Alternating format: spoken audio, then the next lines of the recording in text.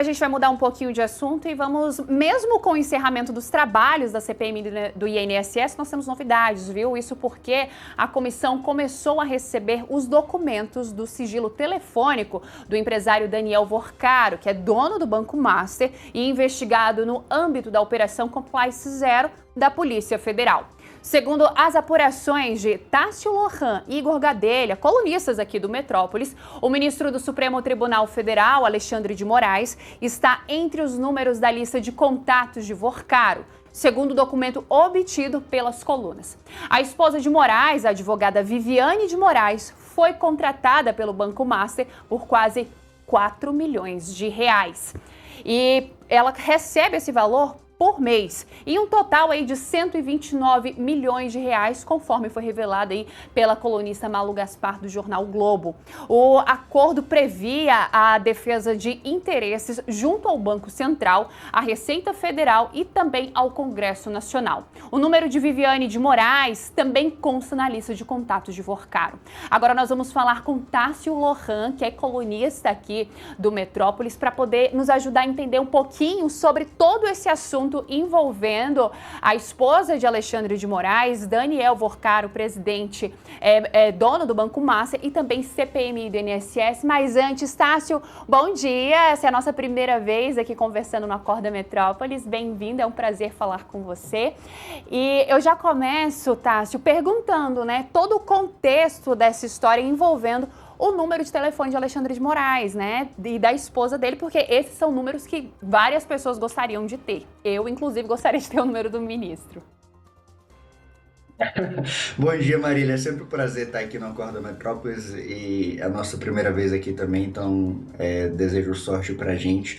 Também um bom dia aí para todos nós, para todos vocês que estão assistindo a gente, Então, foi engraçado essa história porque a gente conseguiu correr com ela, porque vou soltar mais adiante, o Dias Toffoli já mandou retirar da CPMI, durou isso todo quase 24 horas. Mas vamos lá, há um tempo a CPMI do INSS mandou quebrar o sigilo telemático e o sigilo fiscal do Daniel Vorcaro, ali, que é um dos principais investigados ali nessa fraude envolvendo o Banco Master, Esse material chegou na quinta-feira passada na CPMI, ali por volta da noite mesmo, e aí a gente conseguiu esse material, e esse material ele não inclui cópias das conversas do Vorcaro no WhatsApp, mas ele inclui uma lista de grupos, uma série de dados de login e uma lista dos contatos que ele tinha salvos no aparelho dele, entre eles o do ministro do STF, Alexandre de Moraes, e da esposa dele, Viviane Barça de Moraes. E por que isso é importante? Você já destacou, Marília.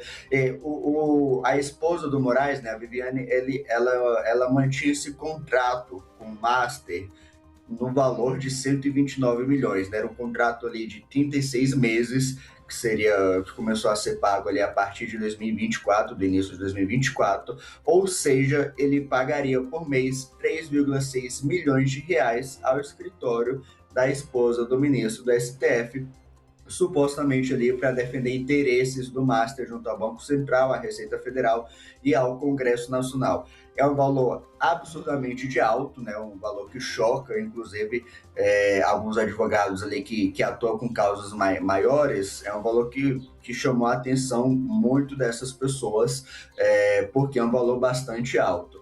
Só que, logo depois que a gente publicou essa reportagem mostrando que o Vorcaro tinha o contato do Moraes salvo na sua lista de contatos, o ministro Dias Toffoli determinou que as informações sobre essa quebra de sigilo telemático, já enviadas à CPMI do INSS, ficassem guardadas na presidência do Senado, ou seja, com o Davi Alcolumbre. Ou seja, essas informações do que a gente tinha, tanto da lista de contatos, dos grupos ali, que já estavam disponíveis da CPMI para os deputados e para os senadores, eles não conseguem mais acessar esses documentos desde a tarde de sexta-feira. Então a gente correu a tempo suficiente para publicar essa reportagem.